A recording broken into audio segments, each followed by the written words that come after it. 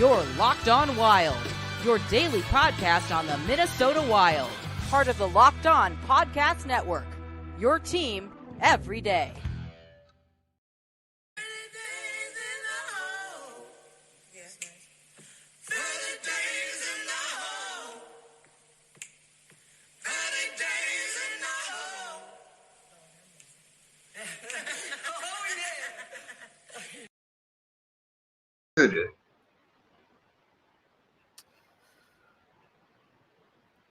Welcome to yet another edition, a live edition of Locked On Wild, AKA What the Hell Are You Smoking? I am here. Denny's here.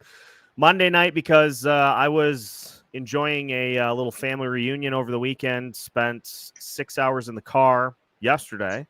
So we are here and live for you on a Monday night. We've got a great show planned. Denny, what is happening? How you doing? Well, good evening, everybody. Tonight we got a special show. I have a gentleman sitting right next to me. His name is Jimmy Berg, and he has a story to tell you about Al Shaver. I mean, it's amazing. When you guys hear it, you're going to be amazed. Something I wish I could have done, but never got to. And I'm going to just, because we're on one phone, one deal here, I have to share this. So I'm just going to show you what he looks like right now. There he is. You can say hi. Hi, everybody. I just got out of the makeup room, so I'm good. Did you hear that? Yep, we I'm got pretty it up. loud and Oh, clear. yeah. They can hear you just fine. Okay. To start the show today,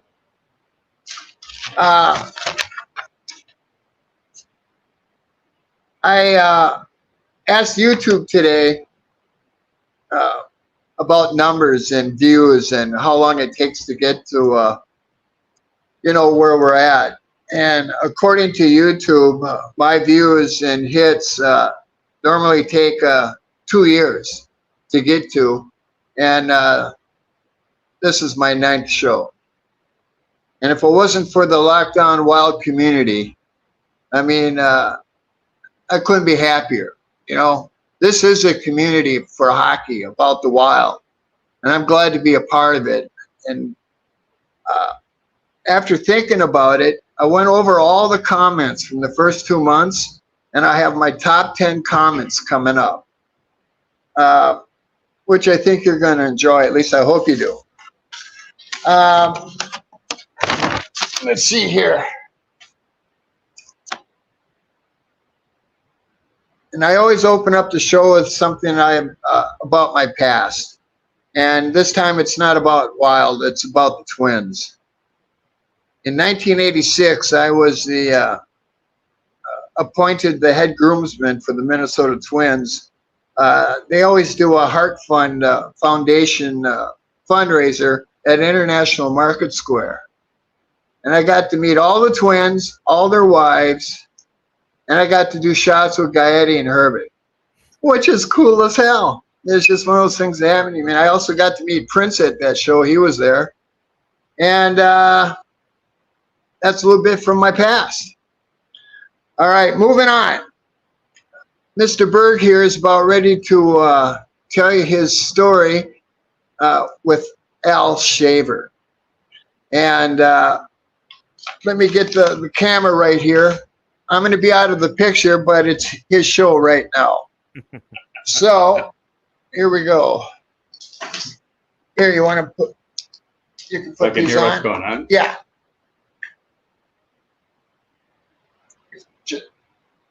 There we go. There we go. Hi there. Hey, Jim, welcome Okay. into the show. Just don't. Man, it's nice to be in this plush studio with all the technical gadgets you ever could want. It's impressive. Yes, it is. So just, Denny has told me a little bit about this story, and I got to say, I'm very intrigued. So just tell us about There how you go. you ended up meeting Al Shaver. Yeah, the story's more about Al and about the bravado of 21-year-old kid who didn't know any better, pretty much, and just thought Al was my best friend. So I grew up in the 70s, graduated high school in 74, was a huge North Star fan, but I grew up in southern Minnesota. And we got 3 stations. With the North Stars even on TV back then, at least they weren't in my area.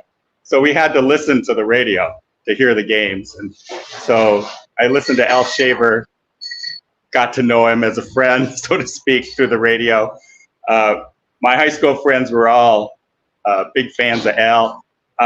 One of my high school friends named Lyndon had a streak of like 100 games where he listened to Al Shaver broadcast a game. He actually left a family wedding once to go outside and sit in the car so he could listen to the game. So his streak would stay alive. That's what we thought of Al, So that's dedication right there. That's dedication or something else. I don't know what. So I went to college at the U and was still a big fan of the North Stars, and the university was a lot closer than my southern Minnesota town to the game. So I tried to maintain a good GPA. I worked hard in college. I studied a lot, but I wanted to go to games. They were only like a half hour. Met Center was 20 minutes from the U. So I would allow myself to go to the games if I brought my books and I studied between periods. So I'd say, okay, I'm going to go to the game, but I'll study between periods. It's fine. I'll keep up my classwork. So I did that. In 1979, I ended up out in D.C. working for a congressman named Arlen Erdahl. He represented southern Minnesota, Rochester, up to the cities, and he was a friend of mine. So I ended up in D.C. in January of 79, and I got a little homesick. So I thought about home, and I saw that the North Stars were coming to Philadelphia on February 18th, 1979. I looked up the date. I don't remember that well. I just remember I looked it up. I cheated. So I saw the North Stars were going to be in Philly. So I'm like, I should drive up there to the game. It's only 2 hours or something from DC. So I got in my 1970 Ford Mercury, drove up to the game. I didn't know how to get tickets. It was at the Spectrum, which I don't think is there anymore. And I didn't have tickets, and apparently those games were all sold out. They were that popular. So a scalper sold me a ticket in the rafters. And I'm like, I don't care. I just got in the game, right? Yeah. So I walk in, it's just I'm in the stadium. So you can interject anytime. It's your show. Go ahead. Keep going. I'm intrigued. So I get to the stadium, get my ticket, walk into the stadium, and my first thought is, where's Al? Like, where does Al sit? So I asked the security guard, where's the press box? And the security guard pointed up this long winding staircase in the middle of the stadium to the place they called the Bird's Nest. I don't know if you've ever been in the Spectrum or ever were, but it's way above, towers over everything. So I'm like, okay, I want to go say hi to Al. So I walked up all the way to the press box, and the door was open. So I looked in and I saw Roger Buxton, who I'd known from TV. He was doing color commentary back then, I think. And I said, is Al here? And Roger's like, yeah, Al's right here. So I go, hi, Al. Nice to meet you. I work for a congressman in DC, and I just thought I'd say hi before the game. I'm sure he's getting ready for the game, going through his notes. Yeah. So I said, yeah, I work for a congressman there. And he's like, really? Where are your seats? He asked. And I'm like, well, section 220, row 58. I mean, they're really bad seats. He's like, who you here with? And I'm like, well, I came up by myself. So he looks at me and he says, how would you like to sit next to me as I call the game? And I'm like, what? Is that a serious offer? So I'm like, okay, Al, I'll sit next to you, and no problem. So I sat in the chair right next to Al as he called the game, I was pinching myself. That's a bucket list moment. Like, and I don't know if Denny mentioned this, but I do play-by-play, like I should say, for my previous job. I did high school play-by-play, and so I know exactly what it's like to have to like climb up to those different vantage points at different stadiums or different arenas. They put you out of the way a little bit, and so it's an interesting vantage point, but that's just an awesome story to hear, because I didn't have a chance to hear a lot of Al Shaver, obviously being in my 30s. And so to hear that he was willing to do that, just willing to do that during a game is awesome. Like that you can go ahead and sit here. It's not going to throw me off at all. That's fantastic. Yeah, because he didn't know me from anybody. And first of all, the fact security said, yeah, Al's up there, and they let me walk up there. Today security would be like, hey, buddy, that's not allowed. You have a press pass. I'd be like, no, okay. They say, get out of here. So first of all, that was amazing. Secondly, the fact that during a game, he let me sit next to him, which was pretty interesting because one time between periods, the North Stars were behind like 2-1. They ended up losing the game 3-2. But it was a lot of back and forth hockey, not a lot of action. They went to a commercial break once, and Al turns to me and says, if you want to take a nap right now, I'd fully understand. So I thought that was pretty cute. Another time he announced me. He said, I have sitting in the studio here, Jim Berg. He works for Congressman Erdahl. And at that point, I thought, I hope every kid I went to high school with is listening to this game right now because it's me. Wow. So yeah, that was it. I looked up the stats. Jack Carlson got a 5-minute fighting penalty. Who knows? He's not the type. He's such a nice guy. Yeah, that's not like him at all. We had like Bobby Smith was on that team. Al McAdam was on that team back in the day. Tommy Youngins, who lives in Minneapolis here, was on that team. So it got over, and I walked out and thinking this is the best experience ever. The rest of the story is I had to drive home over 2 hours back to DC. It was the night of the third largest snowfall they ever had in DC, that very same night. So I'm driving home. We're used to snow in Minnesota. I got to DC, and people had left their cars in the middle of the road. They just left them, and there was just cars I had to wind in between. And I made it home, but it's still considered the third largest storm. So that's my story. But what kid would even think? Al was like a friend. We listened to him so many times. It's like, oh yeah, Al. He'd want me to say hi to him. That's great. And that is, again, as somebody who has done this for a long time, that's exactly what you want. You want the audience to feel like you're just sitting with them, in a bar or in somebody's living room going through the game. Like that's the exact feel that you want. And the great part about it too is people that do that, like Al, he may or may not have known. He may or may not have known how much of an impact that would have. But the clear part is that it has stuck with you through all these years. And, I'm sure he did know that it would have a big impact, and he was still willing to do it. And those are the kinds of people that you want calling the games. Like those are the ones you want to be calling these different games. And so that's just such an awesome story. And I thank you for sharing it. Yeah, it was amazing. Al had a way with words. When he teamed up with Steve Cannon a few years later, that was must listen to entertainment, because Cannon would say things like, he faked that jockey out of his lingerie. And he said it in such a way that, you just had to listen to Steve's color commentary along with Al Shaver. So thanks for letting me tell the story. Anybody in the listening audience have any questions for Jim before we let him get to the rest of his night? I'll see if any come up here in the next couple of seconds. Otherwise, we got a lot. Alaskan Wampa, excellent story.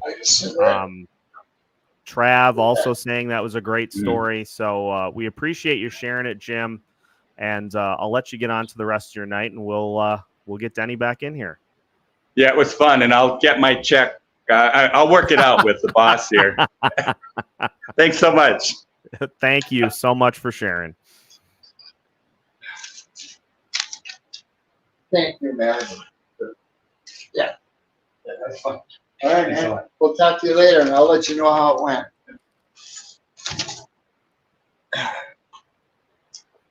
All right, we are getting everything let's see here. situated with Denny back in the picture, and then we'll get to the other orders of business for the rest of the night. Denny, All right. rave reviews on the story. Rave reviews. Oh, something like that never happened to me. I'd be in seventh heaven if I got to sit next to Al Shaver doing a game. Oh, Jesus. You know, back then when he was talking about, you know, we used to have all the parties outside, you know, the barbecues and all the good stuff. That's when I'd go around selling my C-Court Sucks buttons to pay for my ticket to get in. And that's how it was back then. Those were the days. All right. Are we ready to move on here? Any questions? No, I think everybody just enjoyed listening to it, but beyond that, I think we're ready to keep rolling. Okay. All right, for this next section, I went over all 8 shows and took the best 10 comments. And believe me, there's a lot I could have added, but I'll do that for another part. 10's enough. And I'm going to start from first to last, last being the best. All right, here we go. This comment is from Mary. And this is my first show. She goes, love this new guy, historically knowledgeable, great insight. Love the show. That's from Mary. Second one's from Jeff. And says, I hope Billy G is listening. I love that one. That's really good. The next one's from Trez. It says, Everson will get a job again. And he did. Good call, Trez. Yeah, very good. I can't believe it, but good call. And this one's from Tyler Bach. It says, fuck yeah, Denny, I agree. So based. I love this country. I love this community. I thought that was appropriate. I like that one. Yeah. And this one's from Bob Hoist. And Bob has been with us from the very beginning. It says, Denny, don't worry about losing your train of thought. The passengers are stage vets, and they have been to 2 or 3 rodeos in their life. That was pretty appropriate because remember I told you that sometimes I lose my thought during the show. That comes with old age. It happens to me too. It happens to all of us. And then this one's from Marsha, and she says, I love Denny's show. He's laid back and really tuned in. Love his long history of nailing his predictions. And I thought that was really nice too. And this one's from Toma Ea. It says, Seth and Alex, I'd probably be the only one crazy enough to admit this, but I'd spend 30 days in a hole with Denny. Oh, that's awesome. He has no idea what he'd be in for. Then the next one's from Jaeger. It says, when you talk, we listen. I think I speak for almost everyone. Very nice. I mean, you can't say anything nicer than that. I mean, these things just really throw me. They're heartfelt, believe me. And then from SDL Hockey, Denny's opening comment brought a tear to my eye. Glad to have you here. Let's see. Glad to have you here. You are the most integral part of the show for Locked On Wild. This community is so special. Thank you for being there and for being the best captain we could have. That's really a nice comment too. Yeah. I mean, wow. And then the last one, Denny, who you refer to as hockey pundits, don't have the knowledge of the game like you. When I want to know knowledge of the game, I come to you, as you are the smartest hockey pundit on YouTube. Keep up the good work. What can I say to that? Jeez. Thank you so much. And this is from the community. And I live for this stuff now.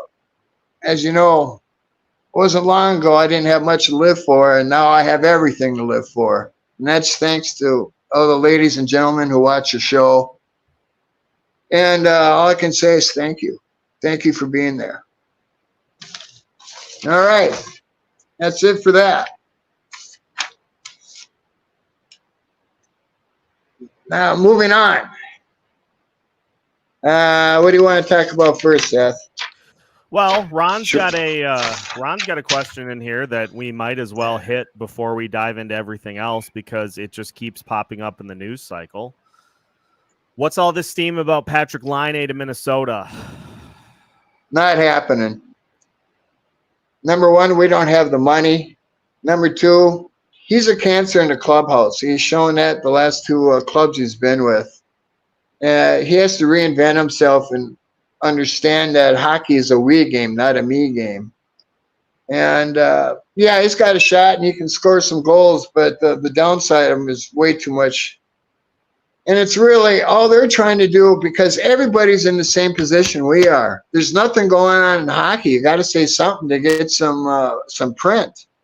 And really, I think that's all it is because I'm pretty sure Minnesota is not going to trade for Laine. What else? Jay Sullivan literally wants to know what you are smoking. Literally wants to know. The good stuff? Cookies and cream. All right, there you go. Trav adds in, Columbus's GM said he isn't willing to retain salary at this time, so done and done. There you have it. Yeah, there's nobody going to trade for him for his salary. No. He's got too much baggage with him. They're stuck with him, I think. Maybe he goes to Washington. I could also see something with San Jose. Somebody said or Utah.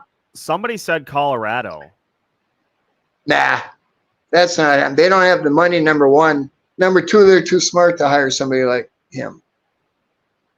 Yeah, it feels like it's going to be one of those teams trying to make their way up to the top that are still a few pieces away that add him into the mix. Honestly, Anaheim, it may not work out, but it at least shows that Anaheim's trying to do something if they do it. Well, they certainly have the money. They've got plenty. The reason they have the money is because they don't spend. They don't even have to have. They don't even have to have Columbus retain salary. They can just take the whole I know. thing. LA's in a bad position. Disney doesn't want to spend any money, and it is what it is. You got to be really lucky.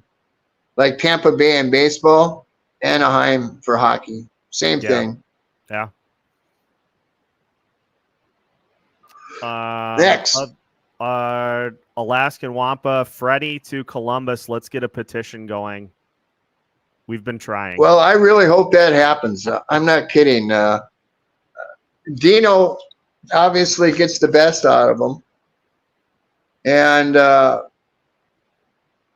we'll see what happens. I mean, we'll give them to you for nothing, basically, just to open up a roster spot and get rid of the salary. So, it'd be a good deal for Columbus. I'm just pulling up right now the so here are your $2 million a year. Here are your centers for Columbus right now. Sean Monahan, Adam Fantilli, Cole Sillinger, and Sean Corrali. I feel like Freddie would. I don't know anything about Sean Corrali, but I just feel I like don't Freddie, either. What were his season stats last year? Oh, he had 9 goals. Okay, well, that's an upgrade then. Yeah, that's more than what Freddie had. So I don't know. I'm of the belief that at this point, Freddie Gaudreau's options are this. It's twofold. Either A, stay here and be a fourth line guy. That's pretty much the only role that he's going to have here. Or B, go to Columbus and Dean will work him higher up in the lineup. That's pretty much it. Yeah, I don't see much, if it was up to me, I'd buy out Freddie. If nothing happens with Columbus, I'd buy him out because that opens up a roster spot for height. Yeah. And we really need that. And if Billy's true to his word and he gives the kids a chance, that's a huge upgrade. That'll make our second line phenomenal by the end of the year. And depth, which we sorely need. Depth is key. Yep. So the Freddie buyout would be $629K a year. And so you'd save $1.6 million for the next, you'd save $1.6 million this year, then 1.1 for 3 years, and then you're paying $600K for 1, 2, 3, 4 seasons on that buyout. That's nothing. Nothing is right. That's It's a doable trade. It's worth the roster spot. Absolutely. I would even give up a pick to do that, just to get rid of him. Honestly, a 4th rounder, just to move him. I mean, you'd think some team out there will take a flyer. Yeah, I don't know. That contract never made sense to me from the moment it was signed, and it makes less sense today. Well, let's keep our fingers crossed because obviously Everson got the most out of Freddie. And if he wants a chance of really playing again, that's where he needs to go. Because Freddie has a lot of faith in him. Dino has a lot of faith in Freddie. I agree. All right, I think for now, no new questions coming in, so I think we can keep rolling. All right. I wanted to talk a little bit about your last show you did with comparables, and I had put up there 5 years, 5 million, 8 years for Rossi, and most everybody thought a 2 or 3 year bridge deal would work. Well, it would work, but you have to trust your instincts and evaluation of a player. And to me, right now he's a $2 million player. If you give him a raise $5 million for 8 years, he's got stability. Number one, he's locked up for 8 years. $5 million is a $3 million raise. And I would take a chance on that simply because he comes to work every day. I don't see him taking a year off like Mojo. And he's going to be phenomenal. He really is going to be a 40-goal scorer. And the sooner we sign him before he hits that plateau, the better off we're going to be. 8-year deals, you overpay in the beginning and you reap the benefits at the end. I'm trying to see if I can find it here because I know The Athletic does the whole, this particular player is playing at this level of salary. I'm trying to see if I can find where Rossi was at this season for his performance, because I gotta feel like he's playing like more of a $3.5-4 million guy at minimum right now. Hold on a second, I gotta get my drink. Okay.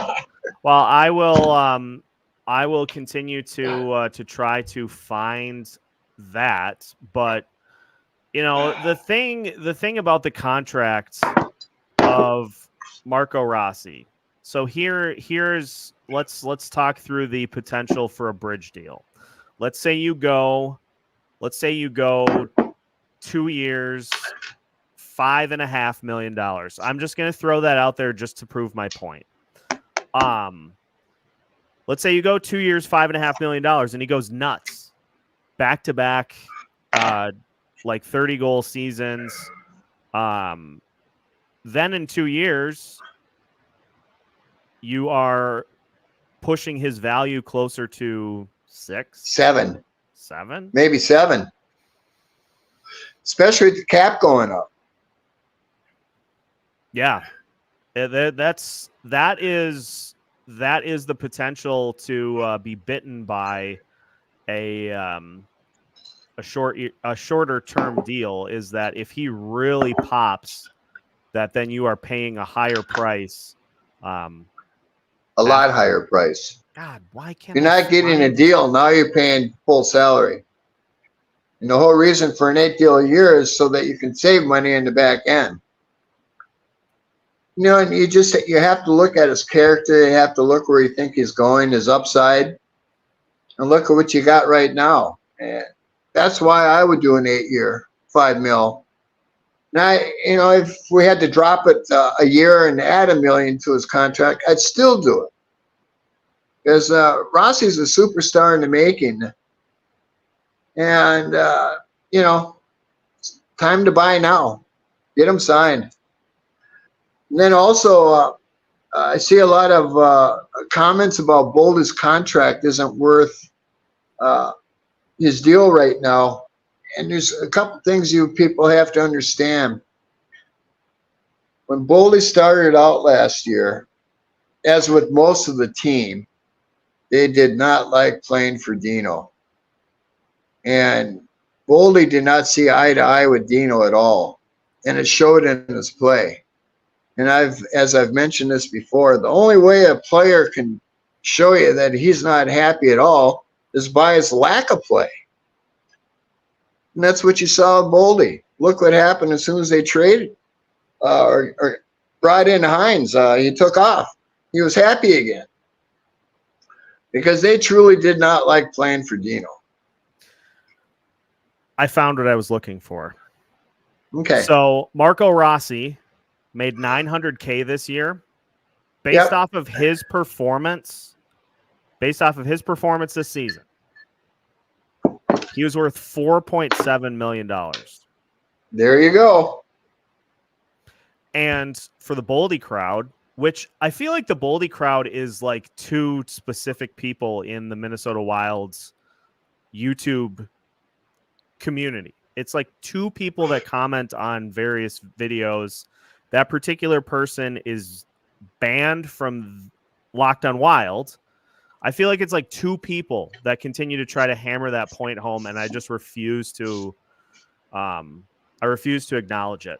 But let's talk about Matt Boldy, because he is far higher up the list here. Matt Boldy, $7 million this year was his AAV. His production was that of a $10.2 million player. There you go. And that's in the first year of the deal.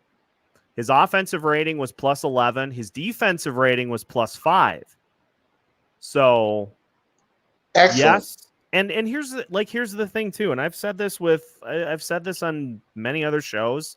I've said this on Locked on Wild episodes from time to time.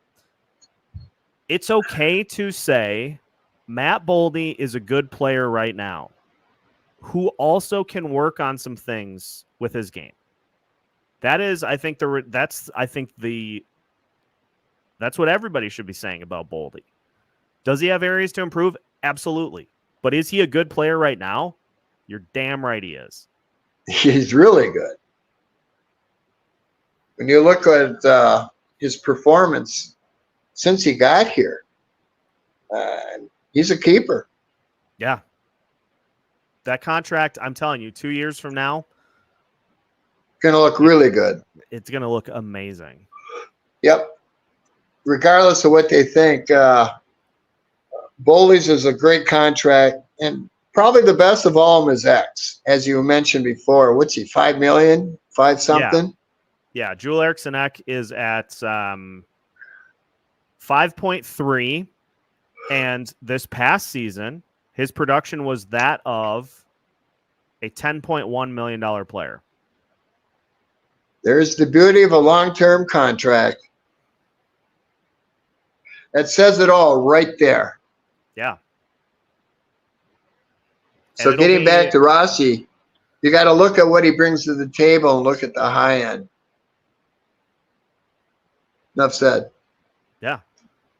I mean, even Brock Faber, like his market value this season when he was making $900K is at $6.2 million right now. So if he takes another leap next season, he's going to be at an $8.5 million a year player. Easy. He'll be at 10 million before no time. Yeah. You know, and I've said this before, especially on Beyond the Pond with Pat. Faber's very special. He is another generational talent. I can only think of a few defensemen who compare with him. Now, Cale Makar, he doesn't have the feet work like Makar yet, or the skating ability, and I don't think he ever will because Makar's that good. Yeah. But he's up there as far as the total game goes. And you got Hughes, who's a phenomenal skater, not as strong defensively as Faber, but you know, you look at what he brings to the table. But when you're talking about Makar and Hughes and Faber in the same sentence, that's really impressive. And for a rookie, the last person I can remember doing that is Bobby Orr. And there'll never be another Bobby Orr. I mean, nobody can skate like him or shoot like him. He could take the puck from behind the net and just weave through everybody. And as much as they would try to stop him, he'd just go through them. He was phenomenal to watch. If you ever get to see any highlight reels of Bobby Orr, I highly suggest you do it because he was really something special. Best defensive player I've ever seen. Yes, indeed. Just for reference, for those that are curious, Kirill Kaprizov, as a $9 million a year player this year, his market value is $13.7 million. We got a lot of good deals, don't we? Well, that's the thing is, you know, we look at where this organization is going, and you have these deals that we clearly define as good. Just wish that there were fewer that were head scratchers. Yeah, we know the head scratchers. You know, the more I think about it, I said for Kaprizov, 8 years at $12 million. Because the cap going up, what the situation is, I go eight years, $14 million. And then you're still getting a bargain. And that is, you're making me break out the calculator. Oh, here we go. So 8 years, 112 mil.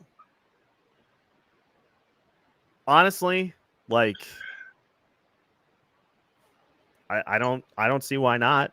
Like, I feel like, and this is gonna be the debate between now and the time that Kirill either resigns or he packs up and leaves.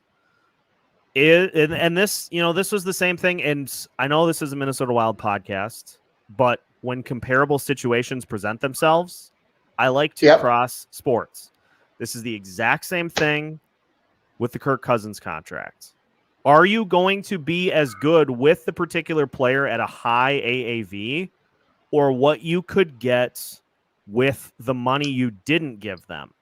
And I feel like in this case, Kirill is good enough that it doesn't really matter. Like, what are you going to be able to get for $14 million that could replace what he brings to the table? Well, I can tell you this. Kaprizov is the first superstar Minnesota's ever had. Yep. And in the next 10 years, it would be lucky if we got someone even close to him. Now, we got Urov coming in, which is going to make it a lot easier for Kaprizov to stay because Urov is just he's going crazy over there. He's breaking all Kaprizov's records. Yeah. That says a lot. We get Urov over here with height and Ogren and Marat. We're going to have a scary good team. I mean, a team that could really contend. But as I keep saying, they got to play them. They can't just talk it. They got to play the kids. Yeah, you just can't have so many players that you just don't know what you have. Like you've got. Let's just look at the names. Riley Height, we will hope over the next 2 years to get a real clear idea as to what he brings. But I mean, I'll throw Sammy Walker in there. We still don't really know because pretty much all of the times that he has been called up, he's been called up in a bottom six role. He did have a brief amount of time in which he played on the second line and was good. Yep. Didn't score. But like the only way He wasn't out of place. Yeah, the only way you know with these guys is to see what they do. Like, that's the only way you're going to know, because I was saying, not to toot my own horn, I was saying this 2 years ago. You need to, over these next 2 seasons, figure out what you have with these prospects so that once you are mostly unchained from all of these restraints, that you know exactly what you need to put the money into. Because if you've got all these guys on ELCs, and I saw it mentioned here by Alaskan Wampa. Hopefully Billy waits for Yurov to get here and do this thing before starting contract negotiations. I know like there will be a huge like urgency to get Yurov here, but if his KHL season goes until like the last bit of the Minnesota Wild season, doesn't make sense to burn a year of eligibility on his ELC to get him here for like 2 games. No. So it doesn't. Because that's where all these ELCs come in. They're cheaper contracts. If you start Danila Yurov right off the bat next year and he's on the team to start, you got him on a cheap contract for 3 years. That is something that will be able to help you out financially. And some of these other guys, you know, if Riley Height makes the team next season or this season, that's another cheap ELC that you've got on your books. That is money that you can throw into other spots. That's how you do it when you've got good young talent, is you throw them into the lineup and you put the money somewhere else if you have a major need that arises. Well, we'll have a lot to talk about once season starts, at least preseason. You know, now it's all speculation. Yeah. And I hate doing speculation, but what the hell we got to talk about right now? There's nothing going on in the hockey world to talk about. Yeah.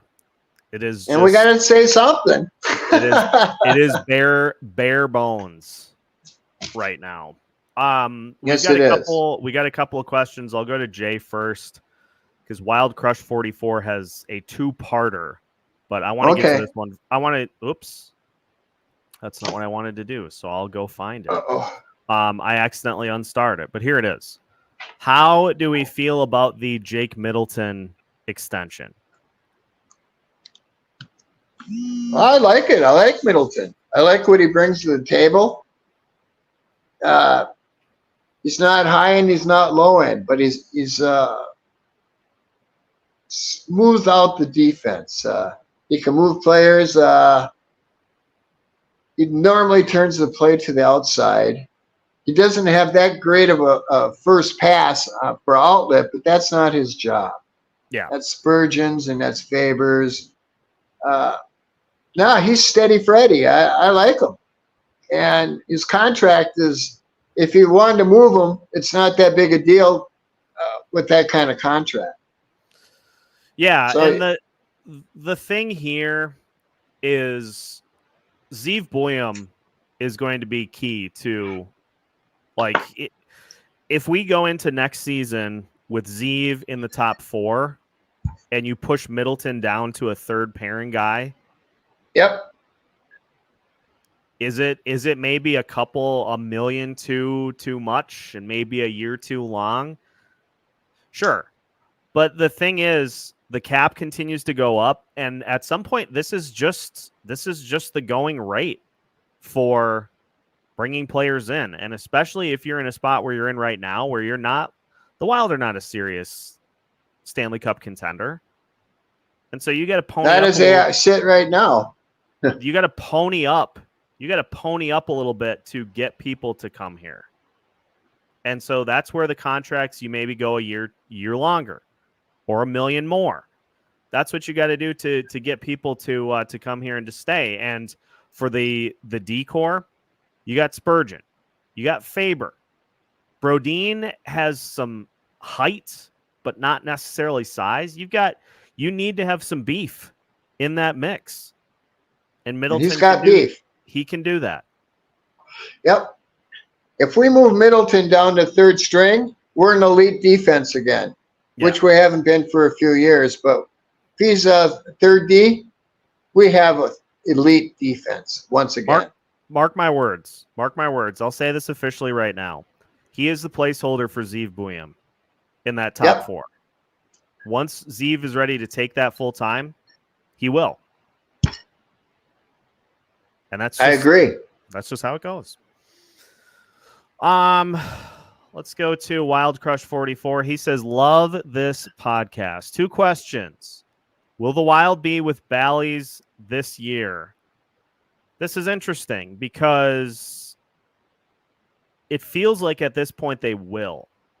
But there still is a lot that has to be resolved with the bankruptcy. Diamond Sports, they allegedly had a hearing at the end of July. And I heard nothing about it. No, I didn't hear anything either. But there was an agreement with Comcast and Bally's that Bally's is now back on Comcast, but it's at the much more expensive package than people were paying. And so I tweeted out at the time that it happened, I said, so this was all just a money grab the whole time. That's all it was. They don't give a damn about people being able to watch the games. They just wanted more money. So I would say Wild Crush, yes, to the Wild being on Bally's this year, but I don't see the Wild sticking with them long term. And honestly, they may just go with them for one more year to see how this thing with Dallas goes. Well, let me ask you this. Are the local games going to be blacked out again? That is something I would like to see removed from the earth. That is a thing that should just never happen. And that's, that comes down to the streaming rights. And it's because Diamond Sports owns the streaming rights. Once those streaming rights are not Diamond Sports property, they go to the team. The team can do whatever they want. So go ahead. It might be that the Minnesota Wild take this season to see how the Dallas Stars streaming platform does. And then maybe they go their own direction after that. Well, let me remind you all again. Go check out NHL 66. $10 a month. There's no blacked out games, and you can watch as many games as you want per day. There's no restrictions. They're out of Sweden.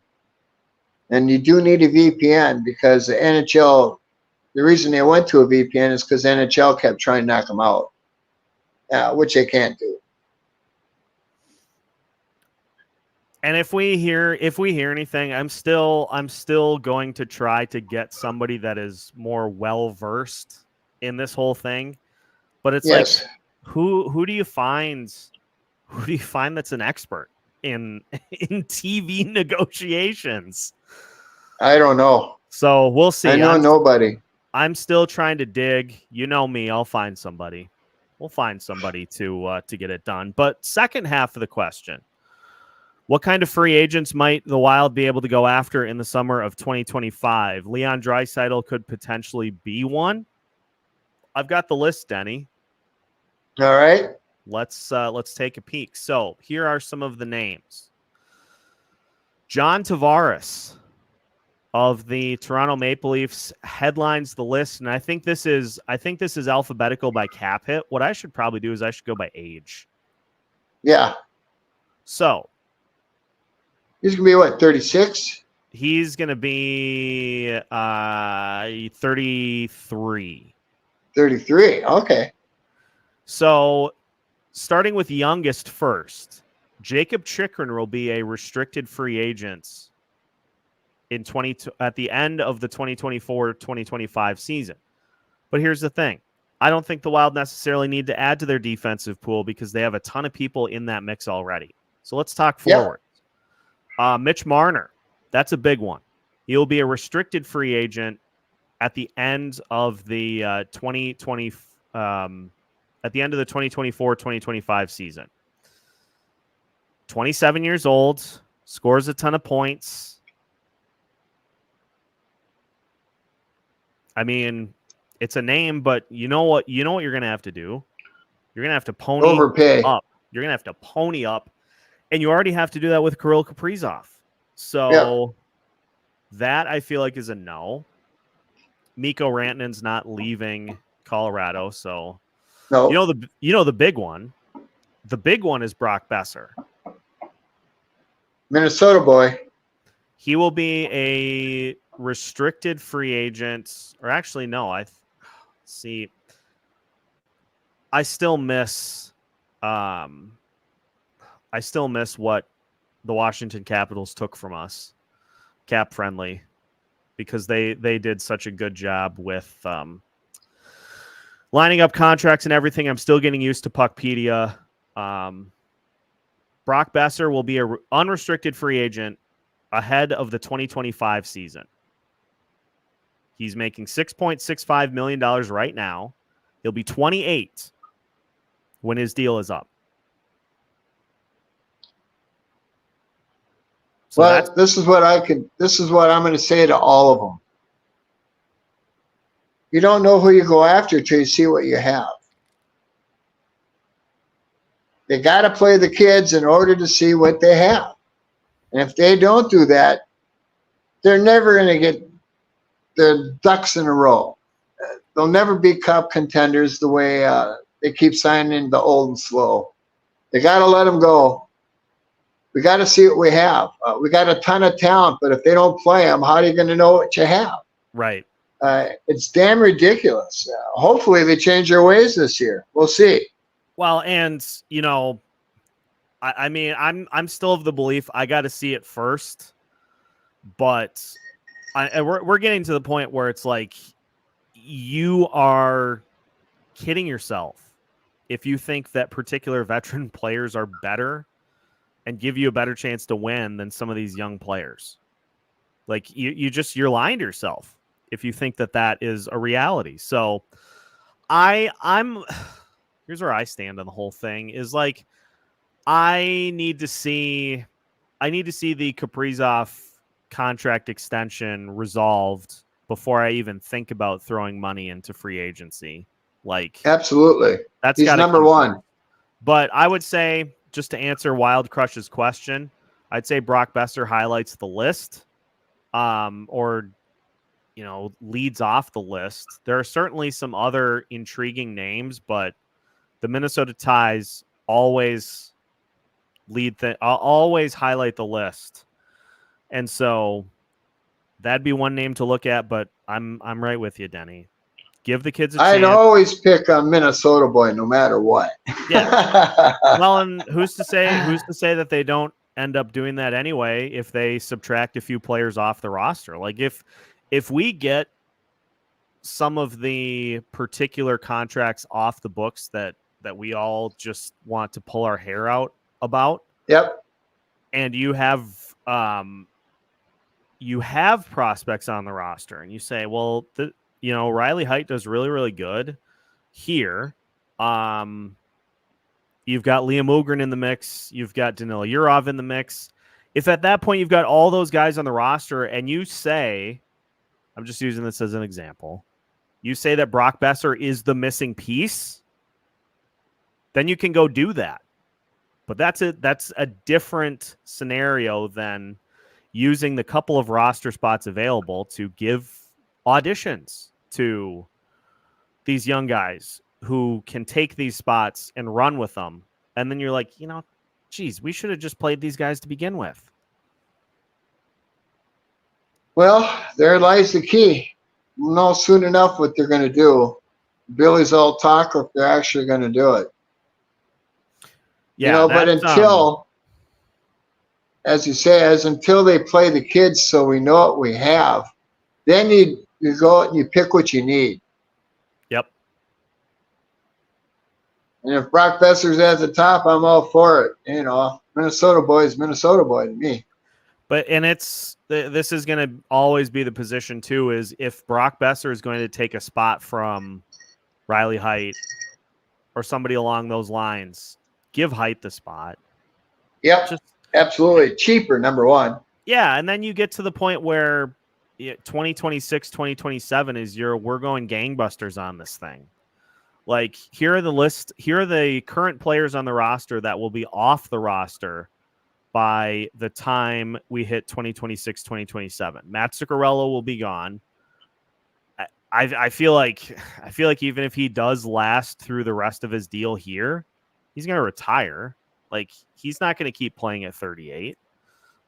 So he's gone. Marcus Johansson is gone. Jacob Loco will probably be gone. Like, there are spots available. And so and we got the kids to fill it. Yeah, hand them the keys. You don't learn how to drive without getting behind the wheel first. Absolutely. I like that. That's a good one. So that's the metaphor for this, is you don't get behind the wheel and drive out on the interstate without having had an idea of how to drive first. And the only way you do that is by getting a little practice.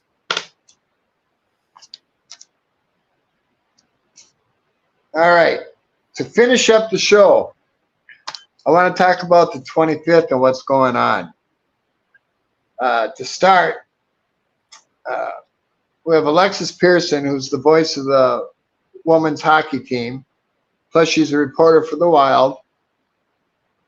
She's going to be on the show, and she's bringing a couple of guests. And we have Soda Pod with Hoppy and Joe Smith, and they're going to bring a couple of guests. Then we have Alex and Pat Micheletti doing a show for the very first time together. Family thing. Kind of fits the theme of everything. You know what I mean? Yeah. And, of course, we're going to have bags. And how we're going to do it is we're going to have Alexis start the show with her guests. And then either Soda Pod or Alex and Pat will be doing meet and greets, get your picture and autographs, all that stuff, or they'll be playing bags. It's one or the other. And then we'll have Soda Pod on second, and then Alex and Pat will be third. And so if they're not on the show, they're either doing meet and greets or they're playing bags against the crew, against everybody who's coming. And that's the gist of the show. And having 3 live shows at once has never been done before. And we hope that this starts a new awakening for Lockdown Wild. We're waiting to hear back from Lockdown Wild about a couple of things we're looking at doing. And as soon as we got approval, then I'll talk about it. But you're really going to like it. But we have to wait for the bosses to okay it. Because I got some ideas. Yes, you do. And I have what the hell are you smoking deals, because there just isn't any this week. Well, you got really you a got boring asked, week. You got asked literally what you were smoking, so that could be this week's Cookies and cream, baby. So there you go. This week, what the hell you're smoking is a literal one. Yeah. It's for the host. So I think that works. I think that'll work just fine for this week. Yes, it does. That's a good one. So there you have it. Oh. I want to just talk to finish, and I'll put this in the I'll put the official rules in the comments, I want to talk about the sweepstakes that we have going on here over the next couple of months. So what we're doing is giving a lucky listener, lucky subscriber to Locked On Wild 2 tickets to the opening game of the season against the Columbus Blue Jackets. And what we're trying to do, we're trying to get Locked On Wild's YouTube channel to 3,000 subscribers. 3K by opening day. Yes, it does rhyme intentionally. All you have to do is send a snapshot, a photo, proof that you are a subscriber to Locked On Wild. Email it to lockedonwild@gmail.com. And put your name in with it in the email. And then we're going to take all the submissions that we have. Going to draw a winner. That winner will get 2 tickets to the opening night game. Get a chance to say hello to me during one of the intermissions. We'll get that ironed out as we get closer, because we've still got 2 months before the season starts officially. Yep. We'll get all that ironed out. And again, all you have to do, just email a snapshot of proof that you are a YouTube subscriber to lockedonwild@gmail.com. And you could potentially win 2 tickets to see the Columbus Blue Jackets. Dean Evison in town for the first game of the season. It's only right. It's only right that he is the first one back to face the Wild. So we'll be taking submissions all the way up until the early part of October, and then drawing a winner before that first game of the season. So should be a lot of fun, and hope to get a lot of action on this over the next couple of months. I got one more thing to bring up. Sure. I want to talk about SodaPod. You know, they do a hell of a job over there, and nobody's watching them. I don't get it. They have a good content. They got all the contacts. They've always got people coming in for interviews. Their last interview with Paul Martin, I think, was their best yet. And if you haven't seen it, you really got to go check out SodaPod and the interview with Paul Martin, because those guys got it going on. They're doing it the right way, and you got to show them some love, because as you know, they're going to be here on the 25th, and it'd be nice to give them some numbers and show them some love from Locked On Wild. Yes, I am. I'm just looking to see if I can, without disrupting our show, link that in the comments. I'm going to pop the link in right there. So if you want to take a peek, that is in the comments right now. So you can check that out. And no, Jay, to answer your question, you cannot enter multiple times, because I will see all of the submissions, and so if I see multiples from people, I'm gonna just weed them out. But it's a good idea. I applaud the effort. I love the idea, John. It's something I would do. And I am happy to report that we already have a handful of submissions. So there you go. So we're off to a good start. But Denny, anything else before we wrap up? All I can say is this: if we get permission tomorrow, we'll probably do a special show on it, because things are going to be changing in a big way. And we can't talk about it yet, but if it does happen, we'll probably do a special on it, what we're doing. Yeah, because it's that big. We'll fire up. We'll fire up and do we'll call it an emergency live or something like that. Well, the whole thing is, Locked On Wild is looked at as second dog around here. We're not second dog to anybody. And the group we're putting together for this is second to none. And, we'll just see how far Lockdown Wild will let us go, because we got some ideas. And that's it for now. Sorry, I'm just trying. It's been a good show. Squash a bug. I'm glad you all came. And I hate to say this, but hit the subscribe button. Yeah. Show some love. Punch that sub button if you have not already.